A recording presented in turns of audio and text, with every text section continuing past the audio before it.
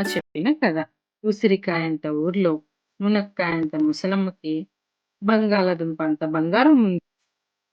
బంగాళాదుంపంత బంగారాన్ని బీరకాయంత బీరువాలో పెట్టి తాటికాయంత తాళం వేస్తుంది. అది దొండకాయంత దొంగోడు చూసి తాటికాయంత తాళం పగలకొట్టి బంగాళాదుంపంత బంగారాన్ని ఎత్తుకుపోతాడు. అప్పుడు మునక్కాయంత ముసలమ్మ పొట్లకాయంత పోలీస్కి కాకరకాయంత కంప్లైంట్ ఇస్తుంది. అప్పుడు పొట్లకాయంత పోలీసు జీడికాయంత జీప్ వేసుకొని లవంగం అంత లాఠీ తీసుకొని దొండకాయంత దొంగోడిని జామకాయంత జైల్లో వేసి మునక్కాయంత ముసలమ్మకి బంగాళాదుంప అంత బంగారాన్ని ఇచ్చేస్తాడు.